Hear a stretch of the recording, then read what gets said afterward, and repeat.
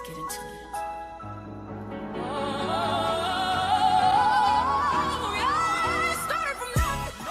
Now I charge for breath.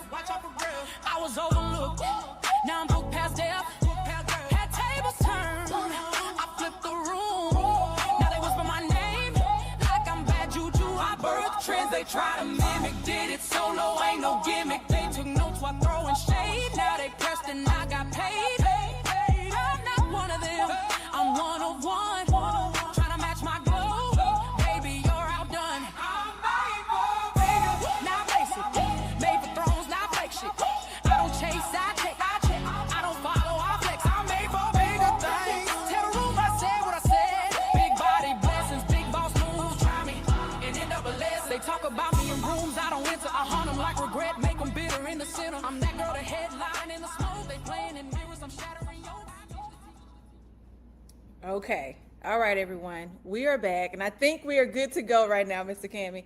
But welcome back, everyone, to the Ask Astria radio show on WMPR 90.1, and I am your host, Astria Goolsby, your personal fitness professional. All right, guys, we have this is going to be a good show today because we have had so many technical difficulties to get this show off the ground today.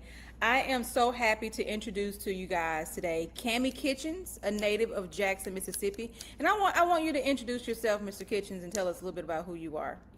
Okay. Well, hello, Astria. Thank you for having me on, and I'm glad to be here so that your audience can kind of listen to what we have to say. I am a native of Jackson, Mississippi, and of course, I've traveled out west and several other places quite a bit. I attended school here in Jackson, the elementary school on through. I, played piano at a local church at 16 years old. So that was my first job, as well as a way of just really gaining love for people. I made the grand total of $35 a month while I was playing the piano, and my repertoire consists of 4 songs. But the important thing about that for me was I had people that encouraged me to keep doing what I was doing. And that's what I'm about. That's what my family's about. And that led later on into me gaining a career in law enforcement. Proud graduate of an HBCU. I attended Jackson State University in Jackson, Mississippi, as well as I went to a trade school in Raymond, Mississippi. And I never thought that my degree in diesel technology and electronics would play into my life later on. I thought it would always be my background in law. So all of those things came into play and helped me be an entrepreneur that I am now. And what was your degree in? My degree at Jackson State University was in pre-law, with a concentration in public administration. Okay. And so I did that. And also I was able to do go on internships in different places. And I strongly encourage that, especially to our younger people.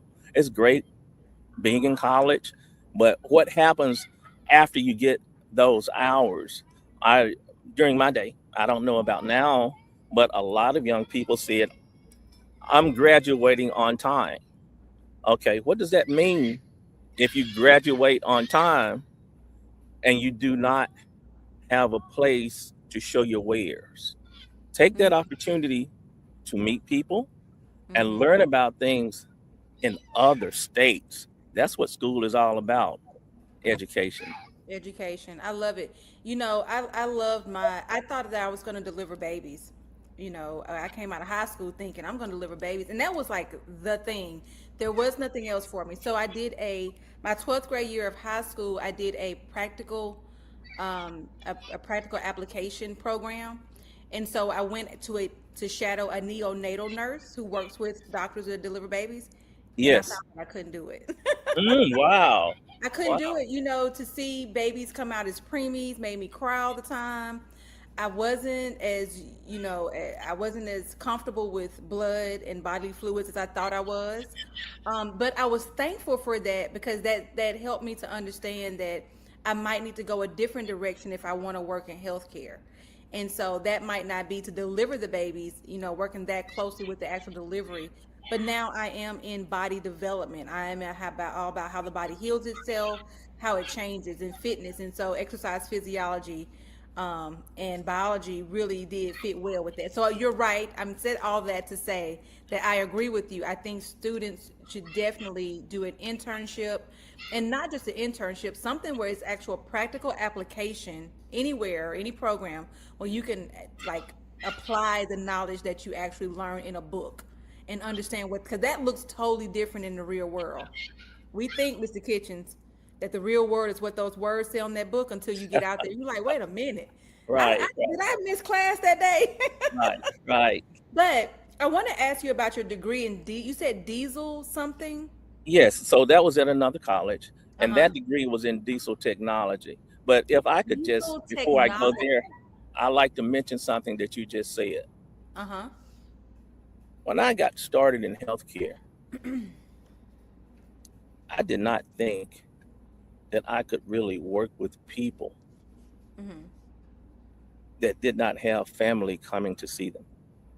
I did Mm. not think that I could work with people who had mental Mm-hmm. and physical disabilities.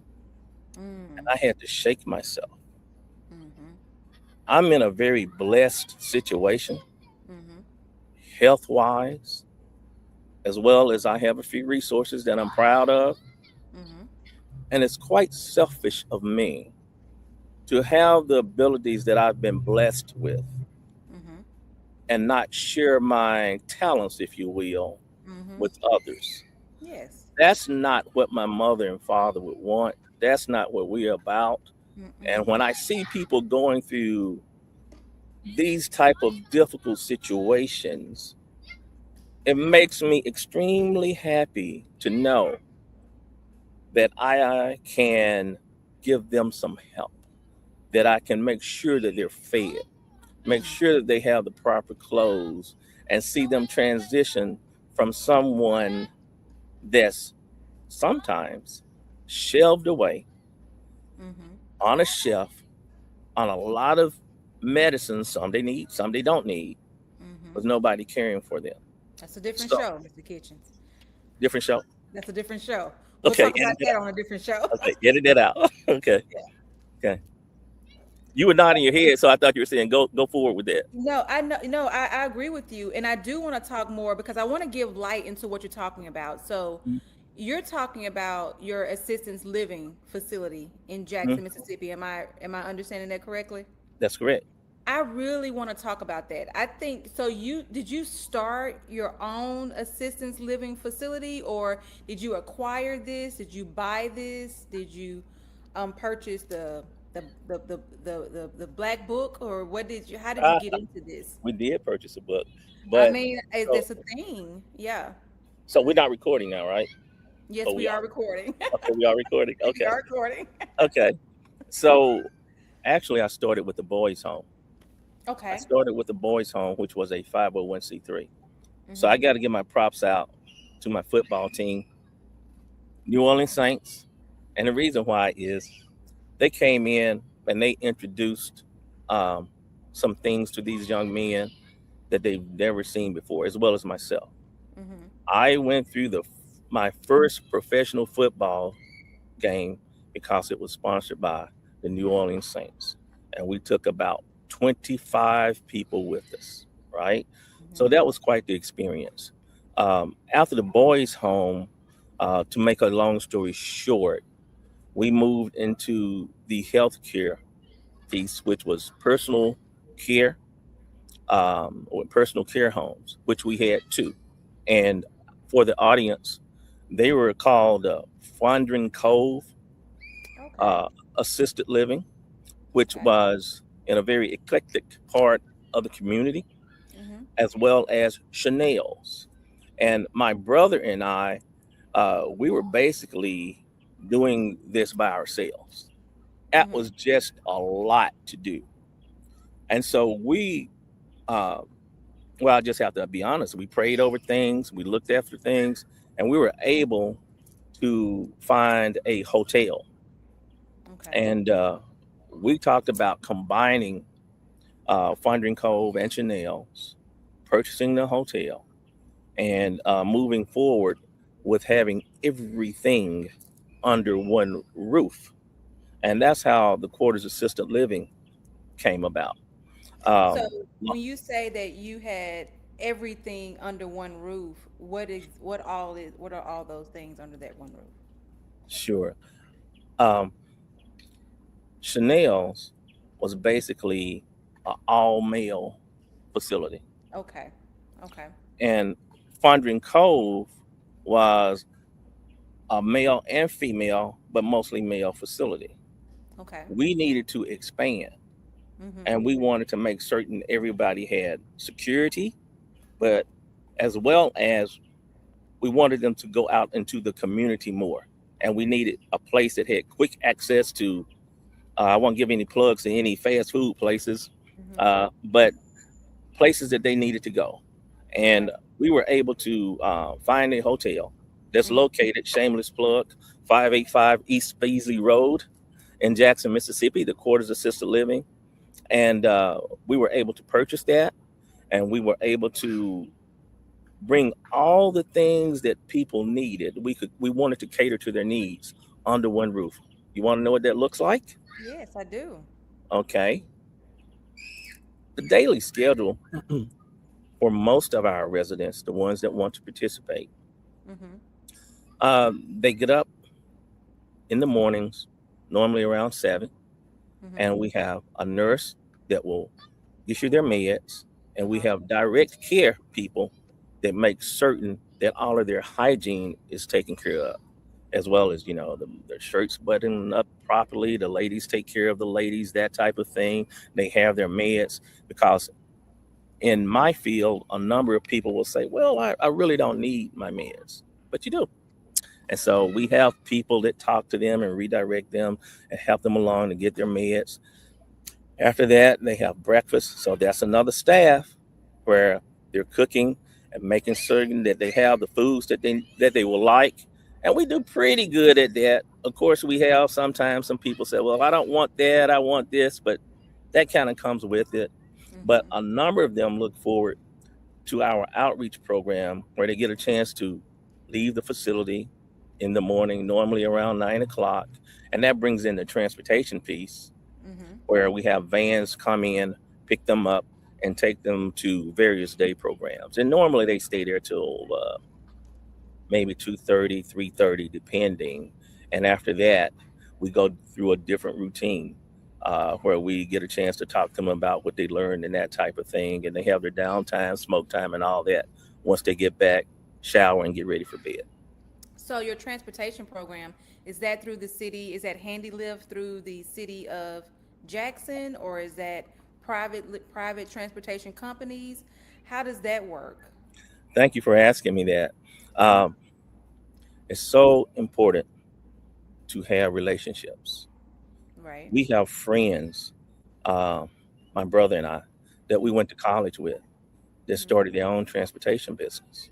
Mm-hmm. Um, and I have other friends being in law enforcement that were taxi cab drivers. And I have other friends that are part of another system that transport our residents, as well as we have Medicaid individuals. Mm-hmm. So you have some people that are very independent and they Mm-hmm. want to go to the mall, and some want to get their nails done, their hair done, and that type thing. Then you have some of the men, they have just different places that they want to go. So depending on what our residents like or what they need, we can call transportation, and what we need, we call transportation and have them to do that.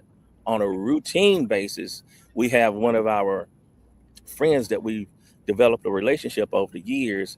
He takes care of the transportation with the transportation company that he has. So when I say that we are serial entrepreneurs Mm-hmm. and we do things that may be a little untraditional, we do that. But the point I would like to make to your audience, the most valuable thing in assisted living, and I'm sure across other business, build relationships along the way. Mm-hmm. While So I was you're a cop, I met a lot of people, and while I played the piano, I met more people, et cetera, et cetera. but I stayed in contact with them, and that's been a major plus for us in our business. Yeah. Relationships are very important when it comes to being an entrepreneur. I can attest to that. Let me ask you this: your transportation. I'm just curious, and we have a little time, so I want to get in deep into this because people these are things that I experience in the health and fitness world, and so I like to pull these things out so people can understand that there are resources to them. Does anyone's insurance pay for the transportation, or do you all solely take care of that? How do you fund transportation? Because transportation can be a barrier for a lot of people because of cost. hmm Transportation for sure is an expense. You may recall that I mentioned Medicare and Medicaid. Mm-hmm. Depending on what the ailment is, Uh-huh. Medicare and Medicaid will Pays. transport you to certain places, meaning the doctors and that type of thing. We use them quite a bit. In terms of day program, that Mm-hmm. transportation is a privately contracted entity Right. Okay. that, yeah, that we pay for Okay. along with the bundle of services that we Mm-hmm. provide for our residents. Okay. So that comes about, as well as you have those individuals that are very competent, very ambulatory. I think I want to go somewhere, so I'll buy a taxi. So Right. we have just a mixture of things that we use. Mhm. And that's very important. I want to point out that the same transportation program that these individuals have on their insurance, it's the same insurance that we have out here.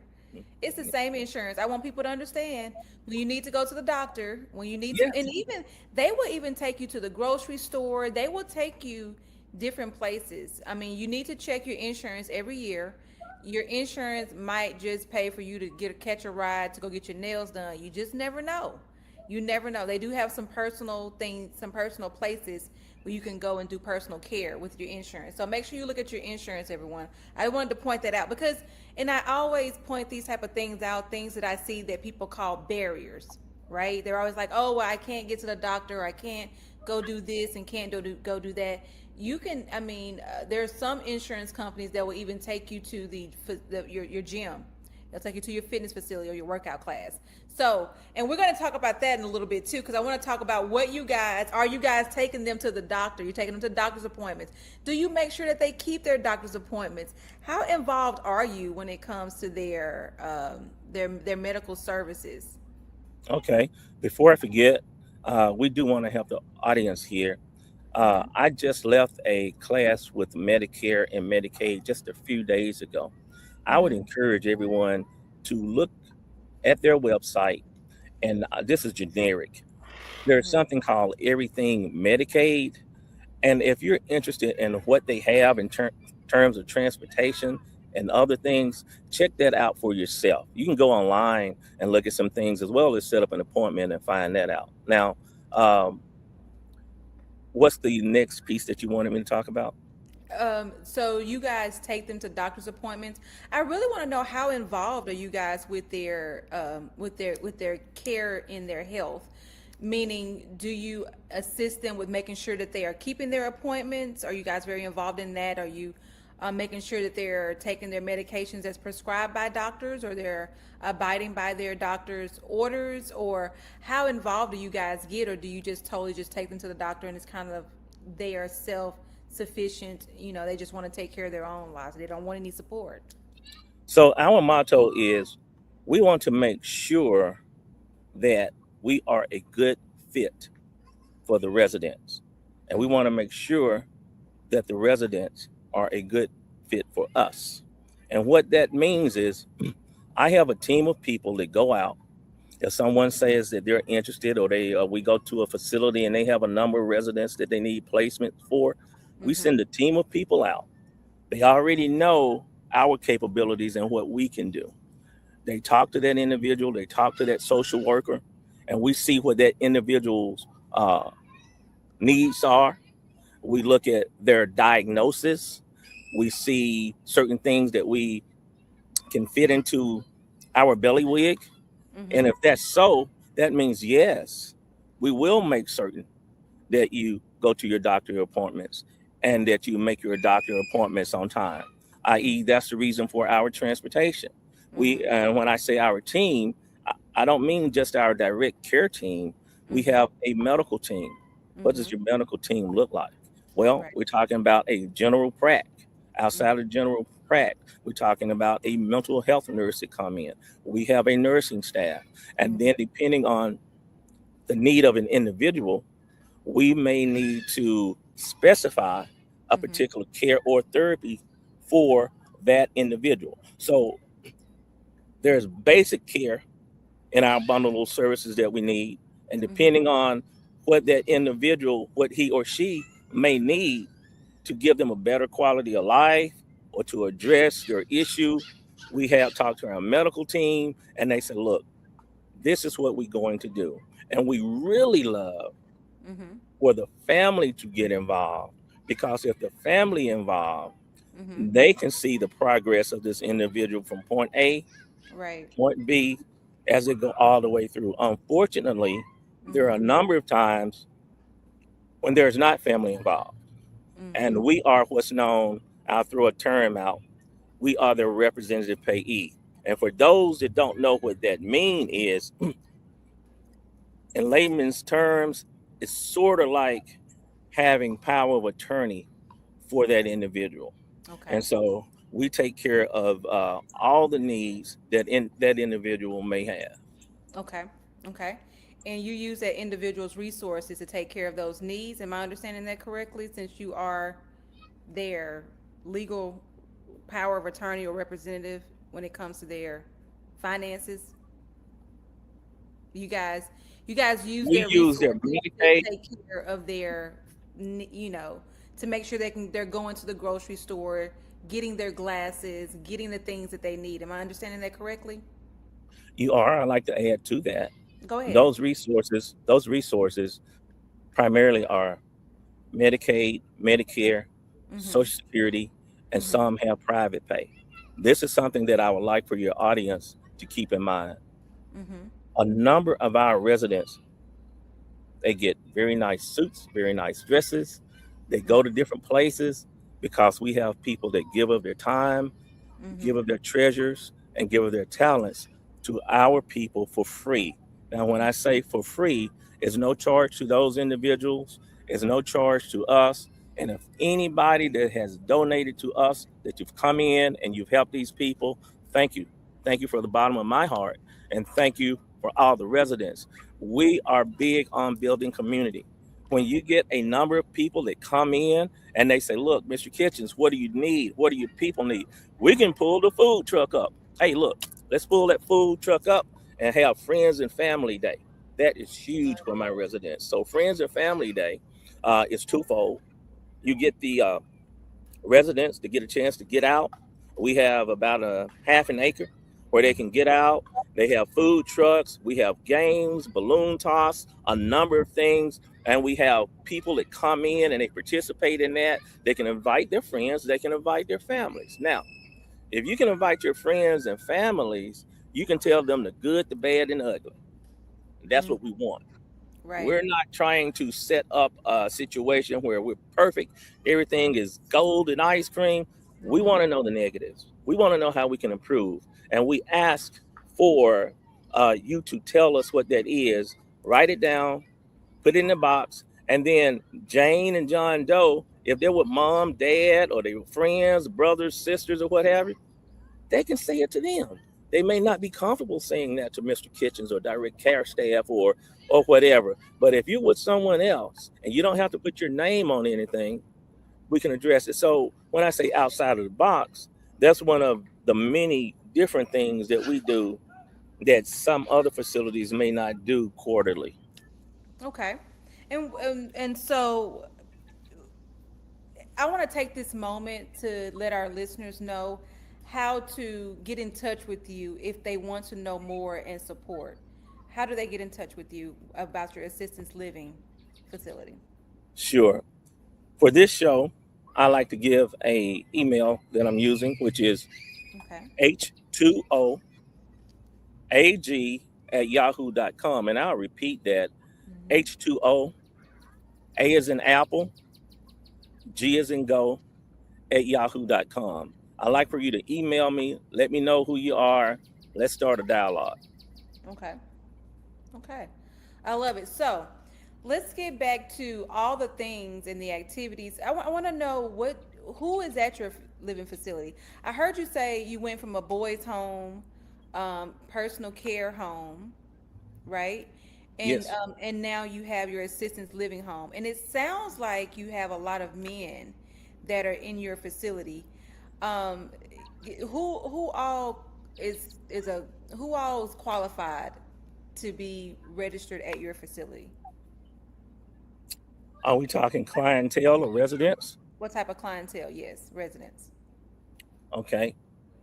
We are not a nursing home, meaning, and a Okay. lot of people don't know the difference between nursing home, And personal assistance care living. home, and Mm-hmm. assisted living homes. Mm-hmm. And for those that are interested in that, I'll say go to Human Services, look up the guidelines, and that'll help you with that. So, in various nursing homes, you have people that have colostomy bags, Okay. peg tubes. They have trouble walking a great deal, and they need just like a lot of intense care. Mm-hmm. A step down from hospice, but they still need a lot of intense care. Right. That's not us. That's not Okay. us. Our people basically are ambulatory. We have a few men and women. What does Uh, ambulatory mean? oh, I'm sorry. Able to walk around and get around. If There they we need to go go. up, All if they right. need to go up and down the stairs, they can. Or if they can Okay. just walk, their gait may be off for various number of reasons, but And that's what's your okay. gait? The way that you walk, your step. Okay. Yeah, yeah. You All may right. have some issues with that due to an injury or due to a mental illness Okay. or what have you. And we'll look at that because we don't want people to be in a situation where they are a high fall risk. Mm-hmm. Okay, if they are a high fall risk, we need to look at that and see how we can help them in another way. So basically, our people are ambulatory.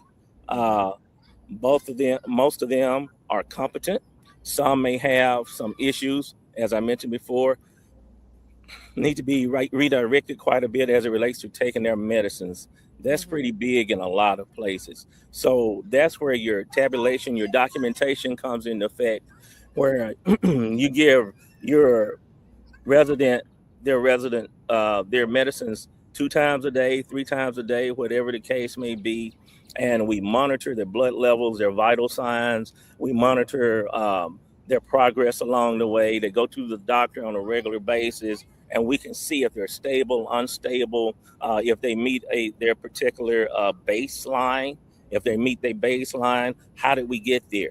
Or if they're off their baseline, we need to know that. And the direct caregivers and the nurses, it's part of their job to take this person out for a walk or get to know this person, find out what they like, find out what they don't like. And what I tell my residents is you must invest in these people. Mm. If you don't invest and put money in your bank when things go south or when you need to take that investment out, you cannot. So, to your audience, I'll say this, and people that have experience, residents, family members that have episodic breaks, we know that comes sometimes. How do you handle that? So, part of that is our in service training. How do you be a quote cooler in a hot situation? Mm. So we look at the history of these individuals because people that's been in this field, you know that sometimes, regardless of the medications that people are on, there are certain triggers that can happen that will Mm. cause a break. I Right. have an individual that breaks most of the time around Christmas. We know that Mm-hmm. most of the time around Christmas. So we prepare for it. And what I do there is we make our staff aware, hyper aware of that, but we Mm-hmm. start calling family in early, Mm-hmm. right? And so we call family in early. It keeps the family calm. It Mm-hmm. keeps that individual. They say, well, look, deal with them. They don't have the tools to do with it. They love him or her very much, but they just don't have that skill set. That's And what you take us sometimes for. family has issues of our own, right? Sure. When we deal with family members who go through those moments of cracking, you know, Yes. I recently had a family member and Had one family member to call me, a family member to call me and tell me that I had another family member that was about to crack, that they saw the signs. And we said, okay. And from that point, it was basically what we do is we start to pay attention to that person. We start to be there, checking on them and waiting for that thing that triggers them. Yes. And it's usually a financial situation or a stressful life situation in which they feel alone, and then they start to I want to say spiral. I'm not the professional in that, as in that industry, but I want to say they start to spiral, and we're just there. We're there for them instead of it happening to them out in the world on their own. That's our thing, is we don't want you to be out in the grocery store and you get some bad news and things just start going left and you driving around town and you having a breakdown in the world. We'd rather for you to keep that inside, let you be around people who can support you. So I do appreciate how much attention you guys spend with your patients to know them that well. And I want to ask, so do you have psychologists, psychiatrist is what I'm looking for. I was searching for it, Mr. Kitchens. Do you have a psychiatrist that is on staff, or how does that How work? does that work? Hmm. Okay. We have both. You have both. We we have a psych nurse. Okay. So when an individual comes in, part of our evaluation, we look at their history.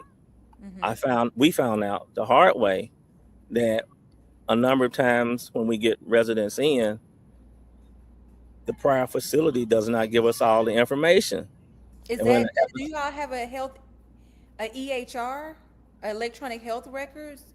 Do you work with those? How do you get medical records? okay, sometimes we can't get them at all. Okay. Yeah. So once I explain to you how we're set up, you'll understand why. So that was a Okay. very good question. Yes. Um, if an individual is found, just to be real, on the street, Uh-huh. and they get a call from your public service people, Hmm. and because we've been in the community for a while, Mr. Kitchens, we have a male or female, this, that, and the other. They ask us what can we do, and we tell them take them to this place, which is normally a hospital that we work hand in hand with. They take them to that hospital to get them in a better place mentally and physically, and then we send a team out to evaluate this individual, because sometimes when these people are breaking, as you say, Hmm.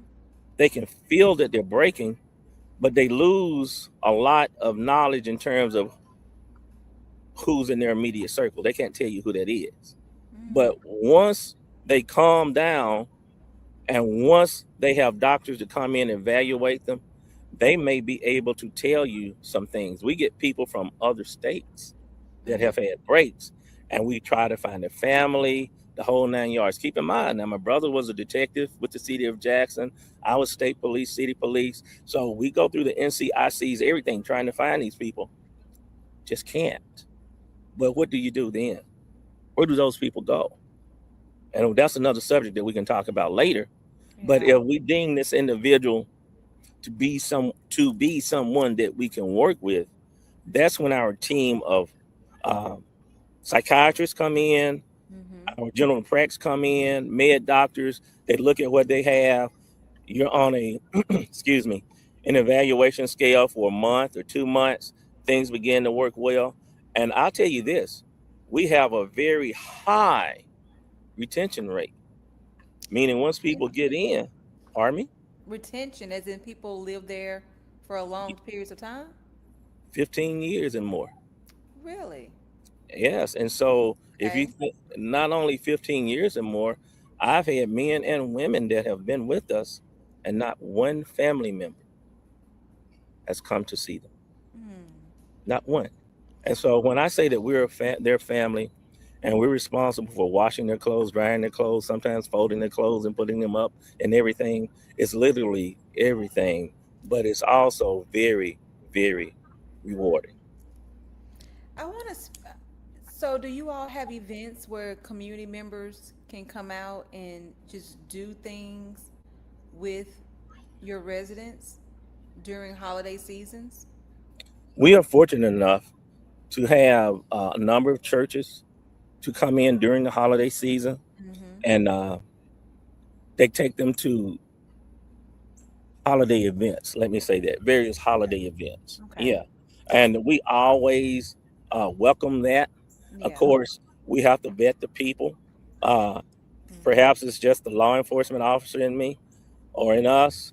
We have to find out that you are who you say you are. Listen, don't ease up on that now. Yeah, oh no, we As soon don't. as you slack is when something comes through the cracks, you know. There's no slacking here. Yeah. Keep in mind, I had a boys' home, and that's a different story and a different show that I'll tell you about. So, we get sometimes people get offended. I picked them up before, yes, you have, but we still need your driver's license. We need to know the type of car you drive, your tag. We need to have your telephone number and 2 emergency contacts. And John or Jane Doe, I need to change John and Jane Doe. Let's give them another name. Resident A and Resident B, they need to be back at a particular time. Okay, if Right. they're not back at a particular time, you need to call us and let us know. So outside of that visitor's log, we have a pretty strict guideline. We want you to come, uh, involve yourself with the people, be genuine, don't come begrudgingly, and because people pick up on that, they pick up Yeah. on that, and we love that type of help.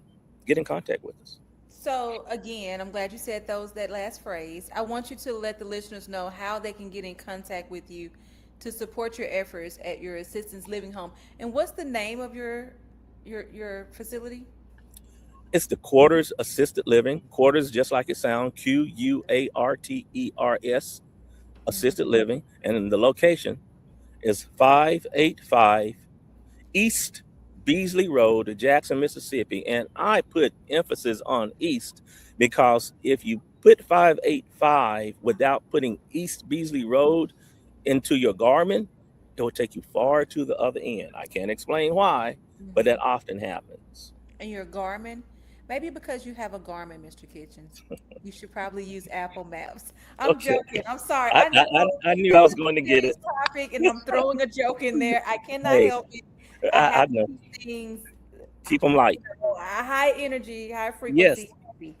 It helps the medicine go down. I it, saw it does. It does. I still have a Samsung, and my brother tells me you need to get an iPhone. So we have iPhone. So we go back and forth all the time. They made me give up my flip phone. So at least I've stepped up a little bit. I say keep whatever you want. They don't pay us. So That's right. you use That's whatever exactly you right. want. They don't pay us. That's So right. I want to move into health now. And I want to say thank you.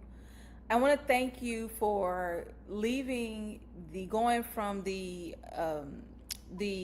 field of the career field of protecting us. Because as a woman, I say thank you. I don't care what anyone says. I know things happen. Life is life, good and evil. But I say thank you because as a woman, I thank you. Much appreciate that. Yeah, and then staying parallel to that purpose and going into the fields that you're in. So I want to say thank you for that. So let's roll into the health part of this part. And let's talk about preventative health.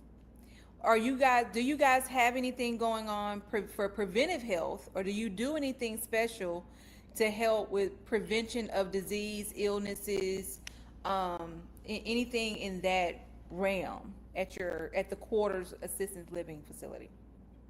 Well, Astria, thank you again for asking me that question. But that's going to move me into my agricultural piece. I raise Black Angus cattle. I have a cattle ranch, You got and cattle? pardon me. You say you have cattle? Yes, Black Angus cattle, Black and they're Angus? grass-fed cattle. And I had black belly sheep, so that got Okay. me into the agricultural piece. And I wanted to get into farming, but I found out real quick that was hard work.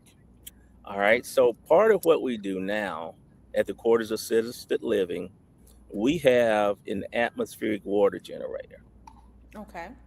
and that machine creates water out of thin air. And we can talk about that a little more, but to speak directly to what you asked me about, I'm in the process now of adding, adjacent to our therapy room, a Mhm. greenhouse. A greenhouse where we grow foods that help with high blood pressure, strokes, uh, and a number of ailments that you have. I see a number of men come in with gout sometimes, high blood pressure, obesity, that type of thing. And we struggle with that in the South, and I'm sure throughout the United States. But just in terms of my stick, I'm talking to a team of nutritionalists and doctors about what we should grow there. And so my prototype is a greenhouse where we have water from the atmospheric water generator, which is clean water. It does not have all the sediments that the water that you may get from your garden hose and other places like that. So you go from point A, having pure clean drinking water on your plants in a controlled environment, and you're growing healthy foods. What are some of those foods? We're talking about carrots, strawberries, mustard greens, et cetera, et cetera. All of this is done in a place that's aesthetically pleasing to the eye because we want to grab people's attention. And again, I told you that I'm very interested in the STEM program. I have a son that's graduated, going to school to be a doctor, and he's got a number of friends that come over, and you have no idea that you can grow carrots in a 55-gallon drum. I didn't know that 2 or 3 weeks ago. All right, potatoes and that type of thing. But you can feed a number of people that way. But what that does for me, I use it to help our residents. Our residents want to feel like they're useful and they can do something. They come out after they go through their therapy, which is normally about 20 minutes, which involves walking, couple of weights, whatever the therapists say. That's not what I do. That's what the professionals do. They get a chance to go out into the. We have a patio that was a swimming pool, and we filled it with concrete, and so it's just a large patio. Well, that's where I'm going to put in a couple of raised gardens, because if you're on a wheelchair or a roller, you can actually go in there and work with the herbs, whatever they may be. And you can put your name on it and say that, look, I started this. You can watch it grow and pattern. But that gives our doctors and my direct care staff an opportunity to develop a better relationship with our residents. And at the end of the day, during friend and family day, or when they various relatives come to see them, they can go to another place and actually get pregnancy foods, fresh, clean drinking water, etc. And that's one of my pilot programs, in short, where I can introduce self-sustainability as well as the use of an atmospheric water generator. Because if you just drink clean, potable water from the air, which is a new thing to many people, that would do a lot in healing you just itself. I'm trying to stay short without going into detail, but to answer your question in a small nutshell, that's part of what we do. Okay, so lots of parts to that. Yeah. Well, about the greenhouse. So Mm. you want to add additional, you're going to renovate your current space and add a greenhouse, correct? Did I understand that Not correct? quite. We're Just going to keep the spaces turn. as they are, but I have enough land there. Uh-huh. So right next to our physical therapy room, I'm Uh-huh. going to create something that looks like a glass house with Okay.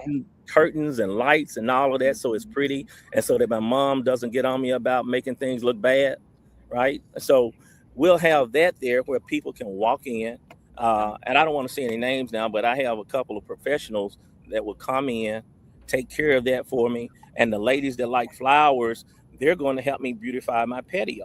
So this won't be a very, very large area, but Right. it gives the individual that's staying in, let's say, an apartment complex, or maybe they're staying in a home with just a little land, to show what you can do on a small space. Because another piece, if you'll let me share this with you, Mm-hmm. right now, the atmospheric water generator that I have works off of a generator. We want to use solar power. And so now we're asking for donations so that we can go about the business of putting solar power on our hotel to Mm-hmm. fuel the atmospheric generator and give credits back to the state, as well as doing a number of other things, which I won't get into right now. So I know I'm gonna have you back because I want to go deep into this atmospheric water generator, which I I've heard of it, but I've heard of it in a small sense, in a small machine, personal. You can get a few cups of water out of it, right? I've heard of that, but on such a scale, I think this is notable to look at, especially in a place, with the needs as Jackson has when it comes to clean water. Just let's just say with the challenges that we've encountered in Jackson when it comes to clean water, I would think that a machine that can do what yours do, which is take the atmosphere and basically transform it into water, however it is, into clean, drinkable water. I keep saying the same thing, very little bits of different ways, but I just think that's something that really needs to sit in with the listeners. You have a person here, to me, who has a huge machine that can take the atmosphere and turn it into clean water. Now, I know that there's a process, and I know that there are dotted lines to be signed, there's T's to be crossed, there's I's to be dotted. I mean, there are, signatures to go on paper. There are lots of things that need to happen in order for this to be something that can be a problem that can solve a problem. But I see this as hope. I see this as a positive. I see this, to me, this just says, regardless of how it says that, hey, there is a way to fix this problem. Clean water is a real thing, and I want to take a whole show and talk more about it. But let's talk about as it pertains to your facility. So you're saying that you want to have your machine to fuel clean. What will it mean for your residents to be able to drink water from your machine? What does that mean?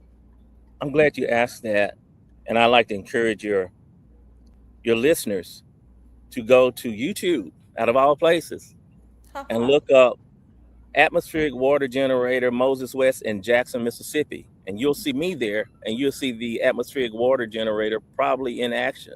Mr. Beast, your younger audience, of course, will know about Mr. Beast. He actually came down, and he wanted to jump out of the airplane while he was helping us do what he wanted to do. But the machine that we have produces over 1,002 gallons a day of water. We are the only healthcare facility in the United States that has an atmospheric water generator as its alternative water source. You asked me earlier, what does that mean to our facility? Back in August of 2022, Jackson had a major break with their infrastructure. Could not get clean water, snowstorms, the whole 9 yards. That was tough for you and I if we stayed in Jackson. But can you imagine the people that have mental illness, that are handicapped? You tell them they cannot drink water out of the water fountain anymore. We don't know at the beginning if you can really take a bath anymore. So now we're talking about bacteria, we're talking about disease. My staff wanted to know how they could cook. There's only so much water you can get, after you buy it and cook. So it put a major strain on cooking, and we won't talk about washing. Okay. So if you want to know how it can help, you can just take those things I mentioned and use your imagination. So now having a machine that will be pressurized, we want Astria and our audience to come to 585 East Beasley Road and touch the machine and try some clean water. Let us know what you think. We want you to come there, look at it, touch it, see that it works. And we have a donation box too. Or you can email me. We won't get into that. Okay. We won't get into that part, but I do, if somebody wants to come, I do want you to give us the location where they can go if they do want to come by and see the machine, and they can speak with you to know more about it. Oh, sure. The location is the same location as I mentioned before. It's 585 East Beasley Road in Jackson, Mississippi. It's 39206. You can easily find it through Google Maps.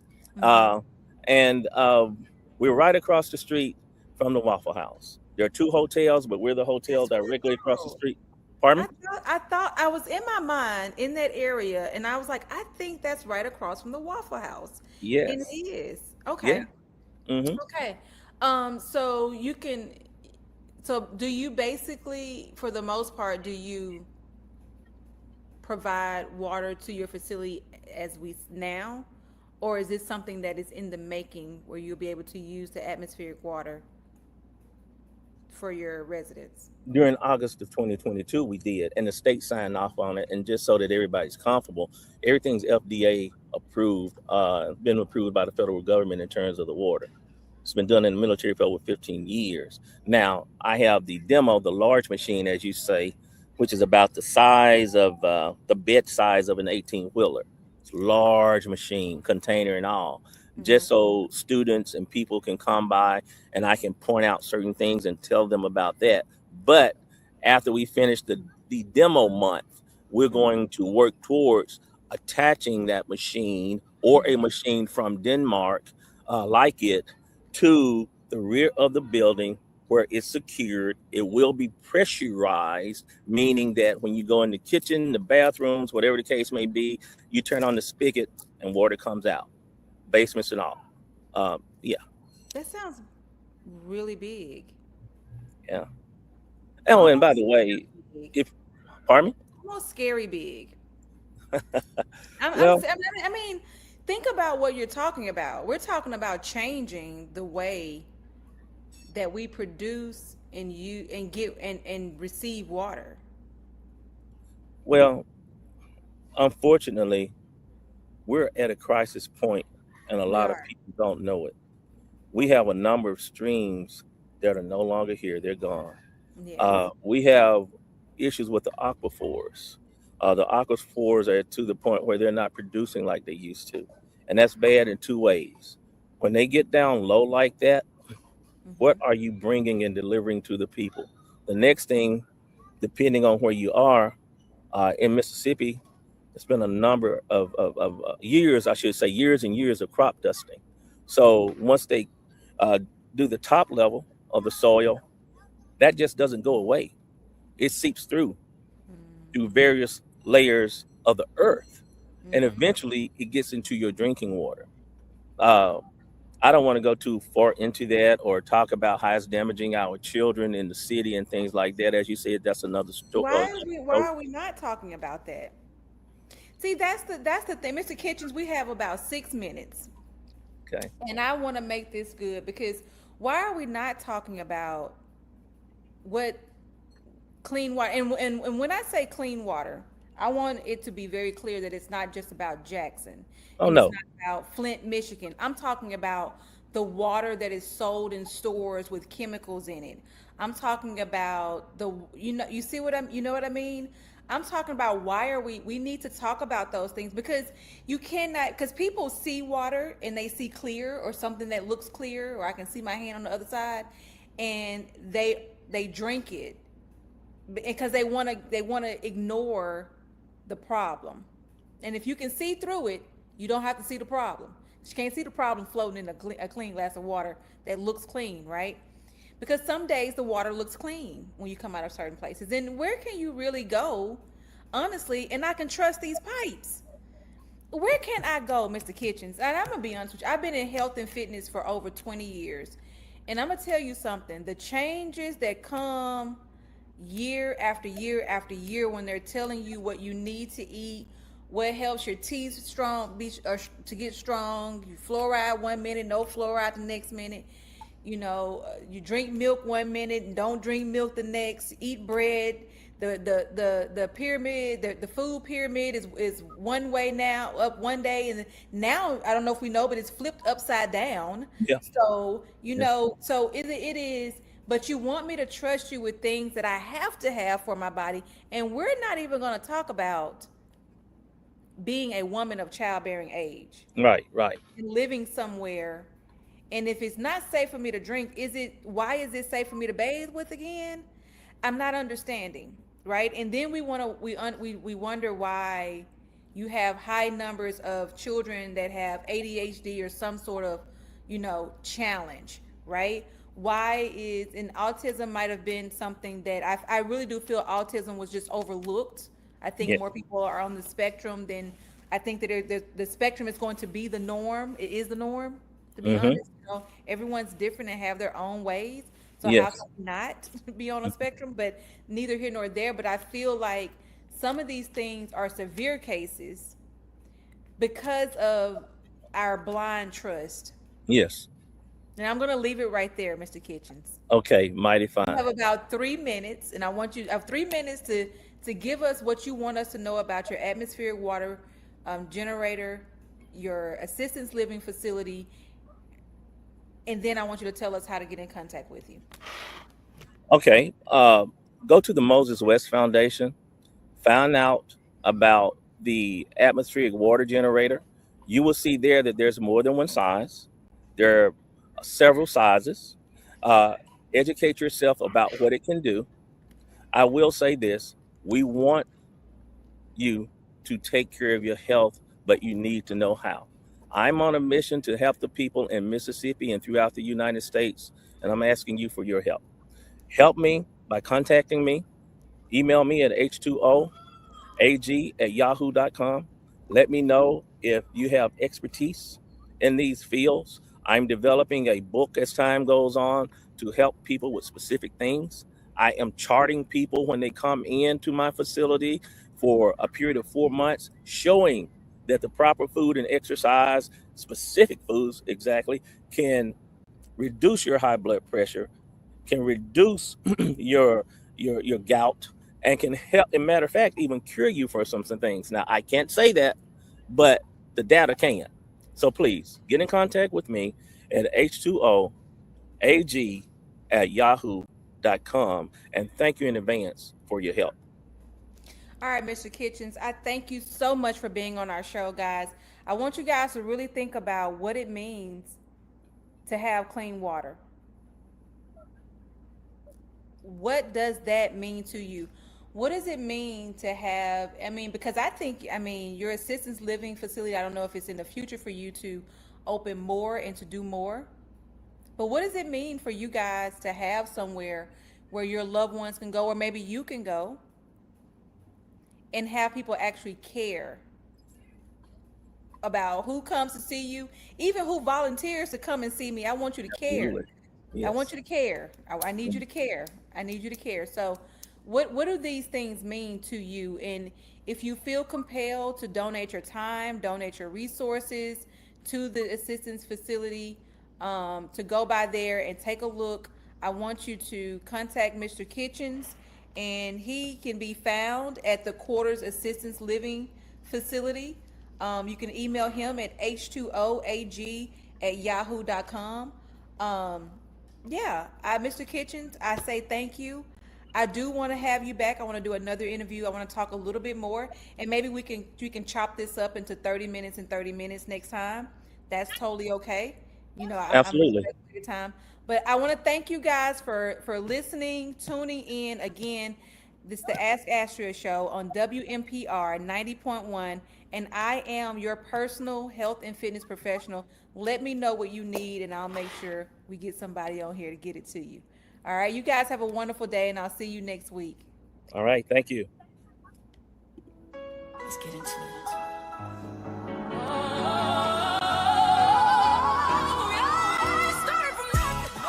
Now I charge for breath. I was overlooked. Now I'm booked past death. Had tables turned. I flipped the room. Now they whisper my name like I'm bad juju. I birth trends they try to mimic. Did it solo, ain't no gimmick. They took notes while throwing shade. Now they pressed and I got paid. I'm not one of them. I'm one of one. Trying to match my glow. Baby, you're outdone. Now basic. Made for thrones, now fake shit. I don't chase, I take. I don't follow, I flex. I'm made for bigger things. Tell the room what I said. Big body blessings, big boss moves. Try me and end up a less. They talk about me in rooms I don't enter. I haunt them like regret, make them bitter in the center. I'm that